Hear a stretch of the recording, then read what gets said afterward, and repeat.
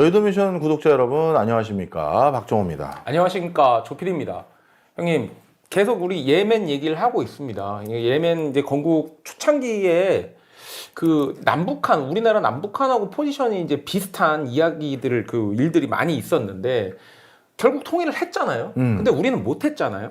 그래서 이제 통일 관련돼서 예멘 어떻게 했는지 좀 궁금하네요. 그럼 이제 통일 전 상황을 좀 설명을 하면서 통일 이유를 얘기를 해야 되는데, 북예멘은 지난 시간에 얘기한 것처럼 봉건적인 세력들, 이 사람들은 과거처럼 왕정을 다시 세우고 싶어 했어. 그리고 그 밑에 본인들은 토우국이나 아니면 뭐 귀족 같은 역할을 계속 유지하고 싶어 했지. 근데 또 북예멘 지역에서 일부 불었던 흐름들 중에 하나는 왕정이나 아니면 귀족정, 그런 것들이 전개됐을 때 그런 신분적인 것은 열악하지만 난 자산은 많아, 이런 사람들이 있을 수 있잖아요. 네. 특히 북예멘 지역이 인구도 많고 경제권이 좋다고 했으니까 그런 사람은 당연히 그 조치에 대해서 반대하겠지. 그래서 우리 왕정 복구하지 말고 자유주의, 시장경제 하자, 이렇게 주장을 한 거야. 그래서 8년간의 권력 투쟁이 북예멘에 있었어. 그런데 이 과정에서 8년간의 그 권력 투쟁이 있었을 때 공화정을 선택하려고 했던 움직임을 누가 자꾸 반대했냐면 옆에 사우디가.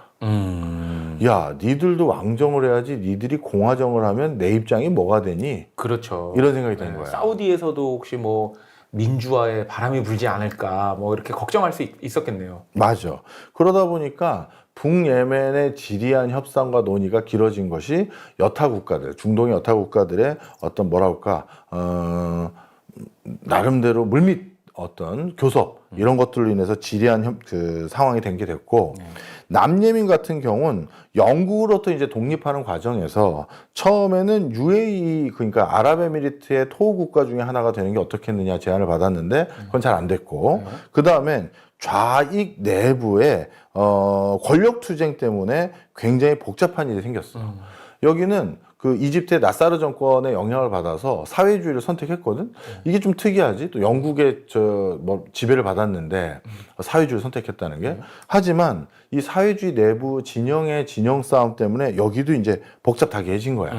그래서 사실 북예멘과 남예멘이 1970년대까지 뭔가 제대로 된 논의를 못 해봤던 이유가 뭐냐면, 정말 예멘인들 생각 모두가 다 다른 데를 쳐다보고 있고 다른 걸 원했다는 거야. 우리나라도 만약에 지금 우리 남한 안에서만 통일에 대해서 우리 논의를 해보자 하면 안건 몇 개 나올까? 아유, 뭐 몇천 개로도 부족하죠. 맞아. 그러다 보니까 그런 흐름이 예멘에서도 쉽게 확인이 됐다, 이렇게 보면 돼. 자, 그런데 결국은 어떻게 됐느냐? 지난번에 한번 얘기했듯이 석유 나온 다음에 가운데를 개발하기 위해서 이제 통일을 논의하기로 했는데, 이 통일 논의도 진짜 화학적 결합까지 간 게 아니야. 우리가 선통일 후통합이라고 했잖아. 네, 그렇죠. 후통합을 하기가 아직 어려우니 그러면 통일했으니 통합 전 단계로 뭘 한 게 내각의 파일을 나눴어. 내각의 파일. 어떻게 나눴느냐 하면, 대표적으로 헌법, 외무, 경제, 법사, 교육, 문화, 군사 이렇게 나눴는데, 이 중에서 북예멘이 가져갈 수 있는 어떤 강요의 권한하고 남예멘이 가져갈 수 있는 강요의 권한을 나눈 거야. 북예멘은 뭘 가져갔냐면 국방과 경제와 무역과 외교로 구성되는 이 북예멘은 이런 강요를 선택했고, 그래서 이걸 바탕으로 뭔가 추진해보자 했는데, 남예멘은 이거가 아닌 다른 자리를 받았을 거 아니야. 근데 지금 방금 내가 북예멘 했던 내용들 한번 봐봐. 너무 핵심. 그러니까 국방, 경제, 무역, 외교 말고 뭐가 남죠? 뭐 교육 정도 남나? 그런 정도가 남는 것 같은데 이걸 다 가져가 버리니까 편차가 또 날 수밖에 없는 거잖아.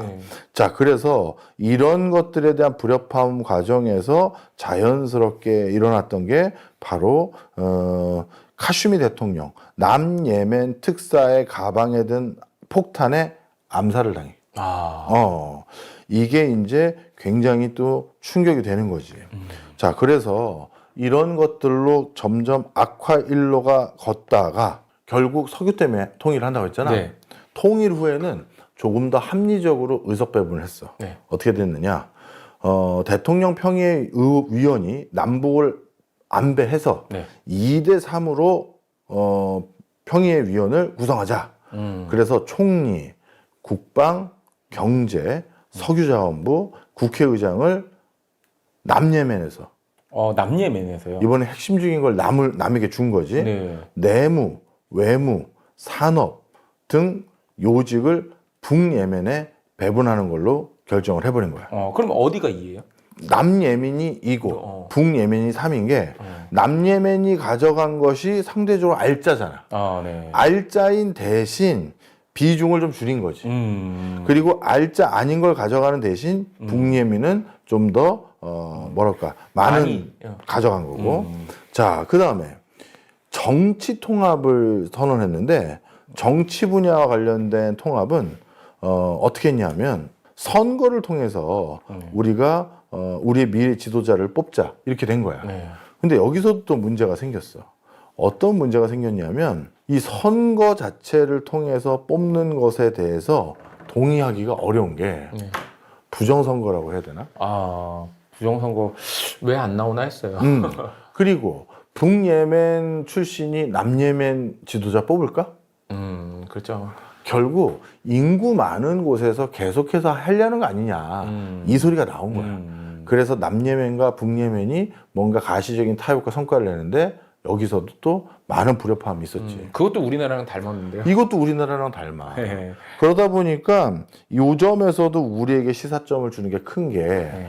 우리나라가 북한보다 합계 출산율이 낮은 건 사실이거든. 네. 북한도 뭐 엄청 높은 건 아니야. 네. 그러면 북한 입장에선 통일 논의를 본격화할 시점은 언제냐면 한국의 인구 감소가 본격화돼서 남한의 인구 전체 총수가 북한의 인구 총수자 수보다 못했을 때. 남한의 인구가 북한의 인구보다 적게 되는 일은 100년이 지나도 안 일어날 것 같은데요. 아니지 않을까? 왜냐하면 우리 가끔 일론 머스크도 그 얘기 했잖아. 네. 북한 애들이 그냥 그냥 내려오면 된다. 내려오면 된다. 지금 합계 출산율의 추세를 봤었을 때 남한이 북한보다 먼저 없어질 수 있는 가능성도 충분히 있어. 그래요? 그러다 보니까 뭔가 이런 인구 구조가 가지고 있는 정치적 의미까지 생각했을 때는 야, 우리나라도 이게 쉽지 않겠는데 이런 상황이 될 수가 있다는 거지. 아니 우리 그 해방 직후에 유엔 총회에서 인구에 비례해서 이제 투표를 한다 결정을 내렸잖아요. 한반도 생긴 이후로 보통 대략적으로 남한 인구가 북한에 살고 있는 인구의 거의 항상 2배 정도를 유지를 했단 말이에요. 그때 당시에도 그렇고 지금도 뭐 2,500만 대 5천만 하면 거의 남한이 2배 살고 있고요. 그러니까 이제 북한 입장에서는 인구에 비례해서 투표를 하면은 무조건 쪽수에서 지니까 그 유엔 총회에서 결정된 내용을 따르지 않잖아요. 그렇지. 예. 여기 지금 예멘하고 비슷한 상황이네요. 자, 그래서 오늘 예멘 얘기를 또 드렸던 이유가 바로 이겁니다. 우리가 다른 나라에서도 이게 결코 쉽지가 않아서 서로 간에 대통령을 암살하려는 시도를 하거나 그리고 지금까지도 통일은 됐지만 내부에서 생각이 달랐던 사람이 반군을 만들어서 계속 게릴라전을 하고 있는 게 예멘의 상황이에요. 그러면 대한민국 사람들도 얼마나 똑똑한 사람 많으며 얼마나 자기 주관들이 뚜렷합니까? 이거 자칫 잘못하면 한국 내에서도 예멘과 비슷하게 실제 통일까지도 오랜 지리한 흐름을 봐야 되고 또 실제 통일이 된다 하더라도 우리 내부에서 반군이라고 활동할 수 있는 누군가가 또 생길 수 있다라는 거야. 그래서 이 예멘을 보면 야, 진짜 대한민국에 처한 상황 중에 어느 걸 어떻게 풀어야 되거나 어느 수준으로까지 생각해야 되는지를 알 수가 있는 부분이 있다는 거지. 자, 그런데 이 예멘이 우리에게 주는 시사점이 하나가 더 있어. 뭐가 있냐면 다른 인접 국가들과의 관계야. 예멘에서 어떻게 했냐면 통일한 이후 여기는 왕정을 인정한 것도 아니고 귀족을 인정한 것도 아니잖아. 그리고 실질적으로 사회주의는 아니지만 시장경제 원리를 대폭 수용했을 거 아니야.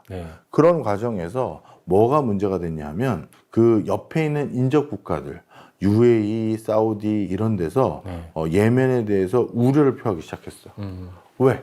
통일 이후 이제 그 왕정 그리고 귀족 인정 안 했잖아. 족장들을. 그러면 나머지 국민들에게 그 국토에 있는 많은 것들을 사유재산으로 나눠주고 그들의 어떻게 보면 재산권을 인정해줘야 되잖아. 네, 그렇죠. 그런데 예전에 나 귀족이었던 시절에 이거 내가 가지고 있었던 건데요. 나 왕실이었을 때 이거 가지고 있었던 건데요. 이걸 인정을 안 했겠지. 네. 그러다 보니까 이것 때문에 생기는 갈등으로 인해서 주변의 다른 중동 국가들도 예멘이 뭔가 번성하기 위한 조치, 협조를 안 해줬어. 그래서 내전으로 힘들 때 뭐 할 때 그때 그 흔히 말해서 불똥이 자신들에게 튀는 것만 막으려고 하지 실제 그 내부에서 의사결정을 하는데 자꾸 지향돼 가고 있는 사유재산 뭐 이런 것들이 전개되지 못하도록 오히려 서로 해박노는 일들을 많이 했던 게 일반적이야. 그러면 여기에서도 또 우리나라에게 중요한 시사점이 있지. 네. 예멘을 보면 진짜 한국 통일이 어떻게 전개될 것인지 전개되고 난 뒤에 뭐가 일어날지 여실히 보는데 우리나라가 통일되면 그러면 인접 국가들은 뭐 생각한다? 이게 나에게 이익인지 손해인지 그렇죠. 이거 판단하는 거잖아. 그럼 네가 생각하기에 우리 한국 남한과 북한이 통일하면 일본, 중국, 러시아, 미국 중에서 각각 어떻게 생각할까?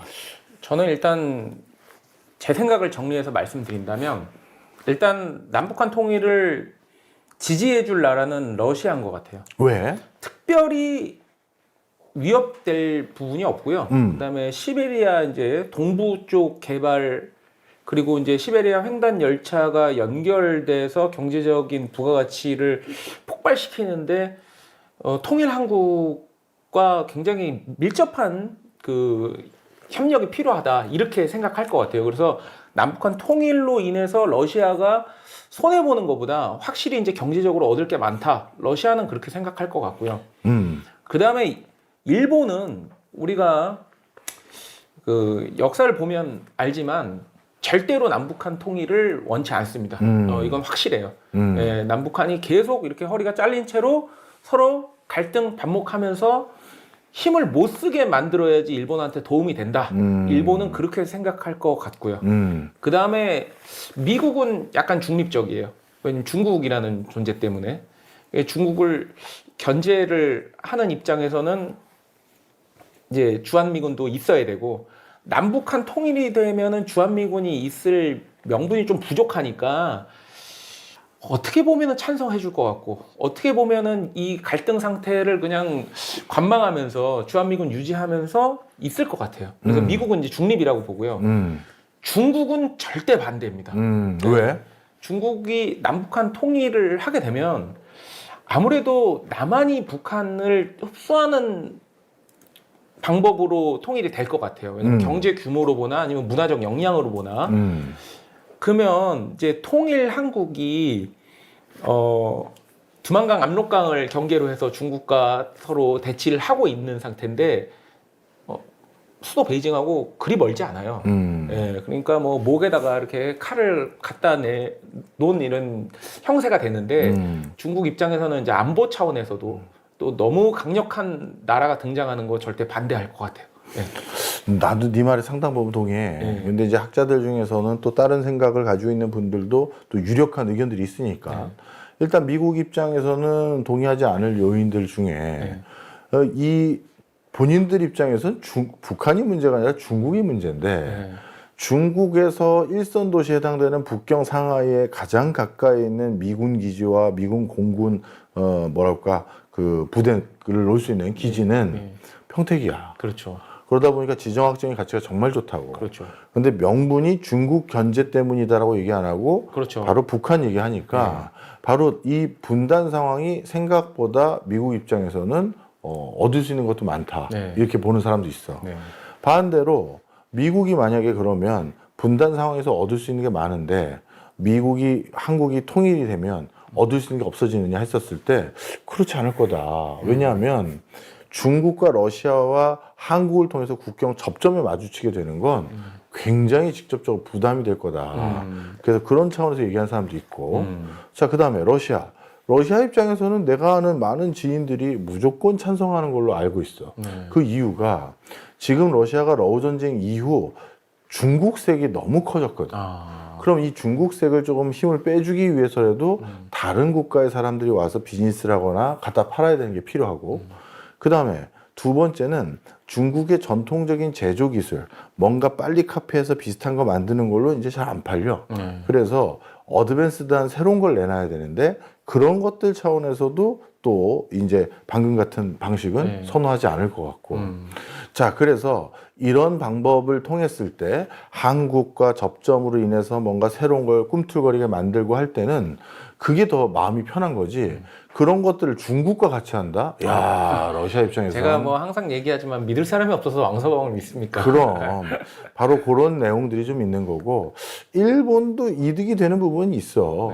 본인들의 소재 부품 기계 장치를 많이 의존하고 있는 건 사실인데, 그럴 때 만약에 대한민국의 인구 구조가 훨씬 더 큰 어떤 구조가 됐다라는 건 일본산 물건의 잠재적 구매자가 더 늘어난 거니까, 그런 차원에서도 일본은 조금 관심이 있을 것 같아요. 근데 6.25 전쟁 때 일본이 너무 그 달콤한 맛을 봐서 전쟁을 통해서 예, 얻을 수 있는 그 특수가 완전 이게 진짜 획기적인 특수가 되잖아요. 예, 그래서 그거에 대한 유혹을 버리는 게 일본 특성상 쉽지 않을 것 같다는 생각이 드네요. 맞아. 그래서 정리하겠습니다. 우리 후티 반군 때문에 예멘이라는 국가 막 알아보고 있잖아요.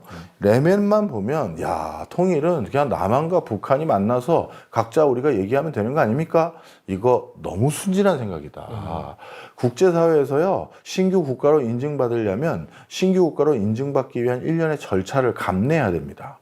그런데 국가로 인정받기 위한 절차를 진행했을 때 누구는 어디랑 친해서 누구는 어디랑 친해서 그냥 둘합시키는 경우가 많아요.